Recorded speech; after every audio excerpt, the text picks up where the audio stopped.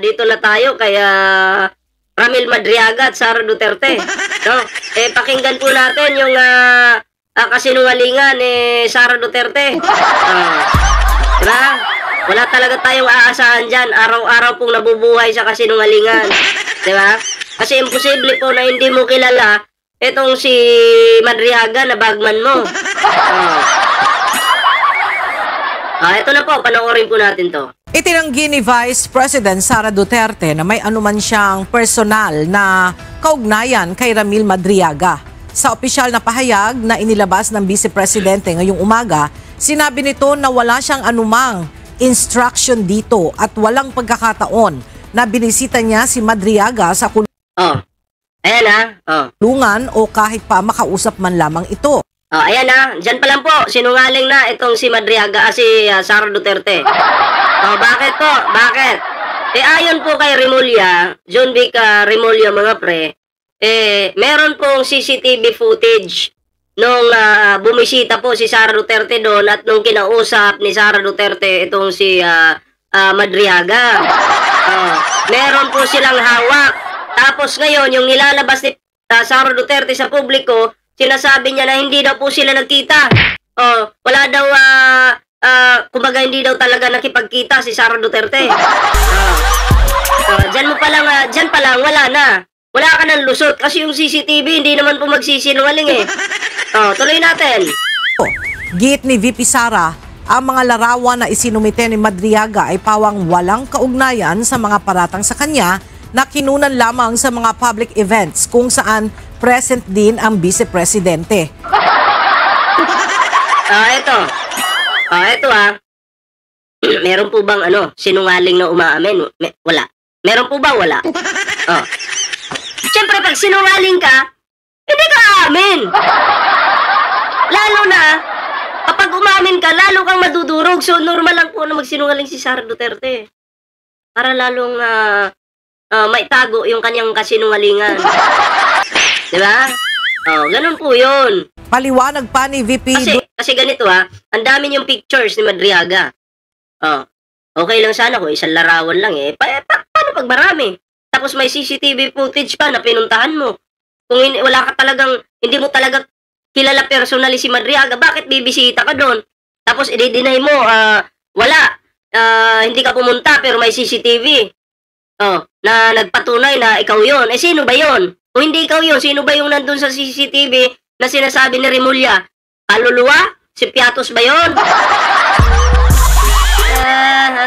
Nako, Sara Duterte.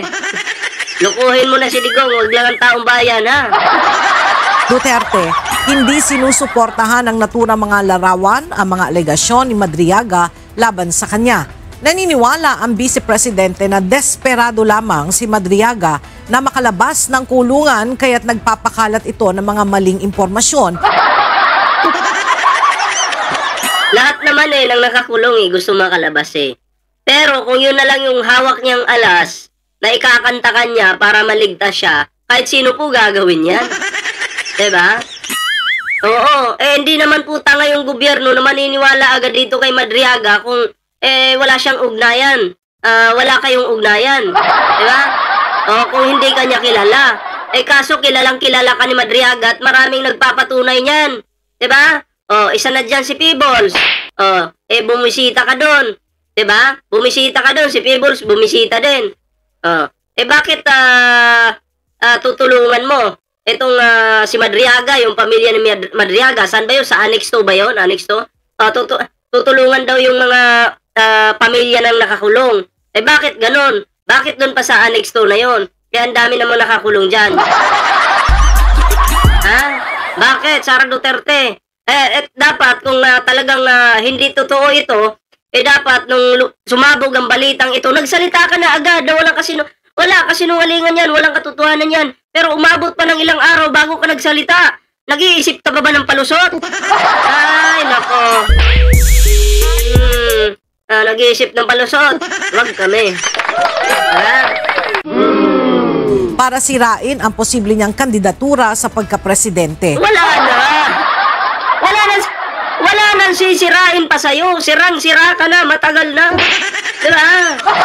Matagal ka nang sira, Sarah. At ikaw mismo yung sumira sa sarili mo. Ang yabang mo kasi. Dapat yung kayabangan mo, pangdabaw lang yan. Diba?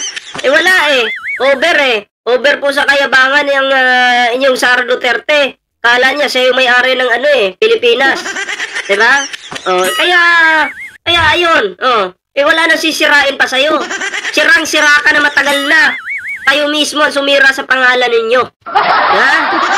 Ay, naku po.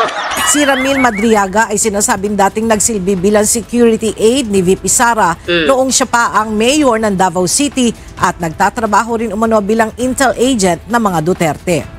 Siya ang nagsiwalat hinggil sa umano'y anomalya sa campaign donations ni Vice President Sara Duterte. Campaign donations, yung mga pera na galing sa Pogo, galing sa illegal. O si Madriaga po yung nagsiwalat niyan. Diba? Hindi ko naman sa kinakampihan itong si Madriaga dahil masamanda mo din ito. Okay? Wala akong pakialam dyan sa taong yan. Kaya nga lang, kailangan pong protektahan ito ng gobyerno dahil siya po yung nakakaalam sa mga sekreto po ni Sara Duterte. Diba? Baka mamaya, magulat tayo. Mamatay na lang yan sa loob ng kulungan. Sabihin, ay, nakakain ng lason bakit nakakain ng lason? Baka may nagpalason. Malay lang naman natin. Baka may mangyaring ganun. So, protektahan po na itong si Madriaga. Dapat nga po, ilipat ito ng kulungan. Diba? Kasi naniniwala po ako, nanganganib po talaga yung buhay ni Madriaga.